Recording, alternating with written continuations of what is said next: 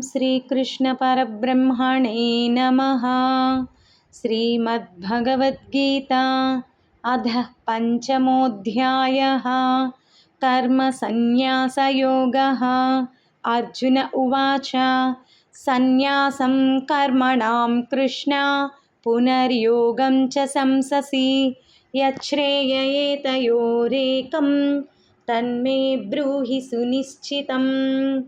श्रीभगवानुवाच सन्न्यासः कर्मयोगश्च निःश्रेयसकरावुभौ तयोस्तु कर्मसन्न्यासात् कर्मयोगो विशिष्यते। ज्ञेयः स नित्यसन्न्यासी यो न द्वेष्टि न काङ्क्षति निर्द्वन्द्वो हि महाबाहो सुखं बन्धात् प्रमुच्यते। सांख्ययोगौ पृथग्बालाः प्रवदन्ति न पण्डिताः एकमप्यास्थितः सम्यक् उभयोर्विन्दते फलम्। यत् सांख्यैः प्राप्यते स्थानं तद्योगैरपि गम्यते। एकं सांख्यं च योगं च यः पश्यति स पश्यति। सन्न्यासस्तु महाबाहो दुःखमाप्तुमयोगतः योगयुक्तो मुनिर्ब्रह्मा न चिरेणाधिगच्छति। योगयुक्तो विशुद्धात्मा विजितात्मा जितेन्द्रियः सर्वभूतात्मभूतात्मा कुर्वन्नपि न लिप्यते। नैव किञ्चित् करोमीति युक्तो मन्येत तत्त्ववित्। पश्यन् शृण्वन् स्पृशन् जिघ्रन् अस्नन् गच्छन् स्वपन् श्वसन् प्रलपन् विसृजन् गृह्णन् उन्मिषन् निमिषन्नपि इन्द्रियाणीन्द्रियार्थेषु वर्तन्त इति धारयन् ब्रह्मण्याधाय कर्माणि सङ्गं त्यक्त्वा करोति यः लिप्यते न स पापेन पद्मपत्रमिवाम्भसा। कायेन मनसा बुद्ध्या केवलैरिन्द्रियैरपि योगिनः कर्म कुर्वन्ति सङ्गं त्यक्त्वात्मशुद्धये। युक्तः कर्मफलं त्यक्त्वा शान्तिमाप्नोति नैष्ठिकीम्। अयुक्तः कामकारेण फले सक्तो निबध्यते। सर्वकर्माणि मनसा सन्न्यस्यास्ते सुखं वसि नवद्वारे पुरे देहि नैव कुर्वन्न कारयन्।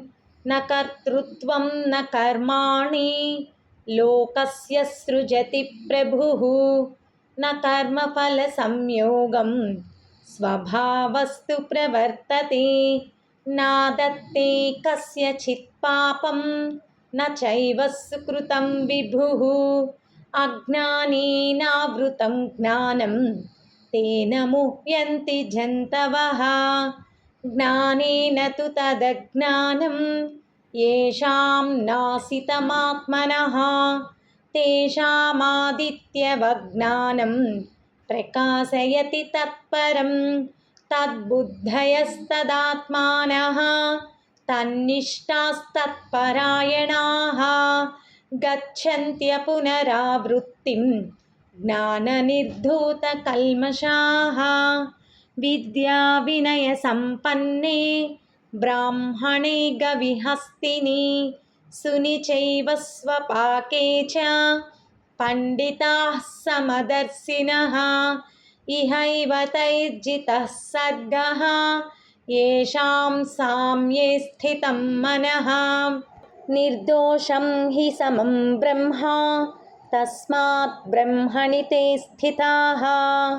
न प्रहृष्येत् प्रियं प्राप्य नोद्विजेत् प्राप्य चाप्रियं। स्थिरबुद्धिरसम्मूढः ब्रह्मविद् ब्रह्मणि स्थितः।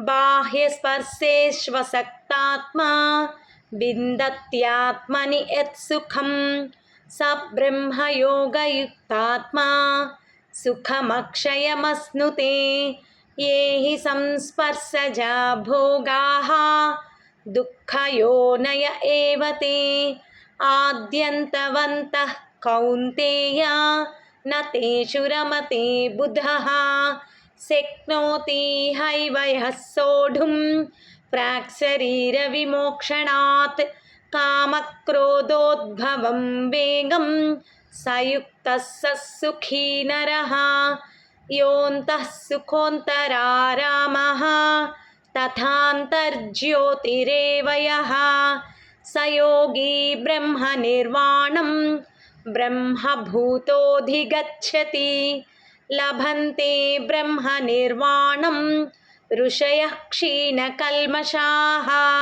छिन्नद्वैधायतात्मानः सर्वभूतहिते रताः कामक्रोधवियुक्तानां यतीनां यतचेतसाम् अभितो ब्रह्मनिर्वाणं वर्तते विदितात्मनां स्पर्शान् कृत्वा बहिर्बाह्यान् चक्षुश्चैवान्तरे भ्रुवोः प्राणापानौ समौ कृत्वा नासाभ्यन्तरचारिणौ यतेन्द्रियमनोबुद्धिः मुनिर्मोक्षपरायणः विगतेच्छाभयक्रोधः यः सदा मुक्त एव सः भोक्तारं यज्ञतपसां सर्वलोकमहेश्वरं सुहृदं सर्वभूतानां ज्ञात्वा मां शान्तिमृच्छति। ॐ तत्सत् इति श्रीमद्भगवद्गीतासूपनिषत्सु ब्रह्मविद्यायां योगशास्त्रे श्रीकृष्णार्जुनसंवादे कर्मसन्न्यासयोगो नाम 5मोऽध्यायः।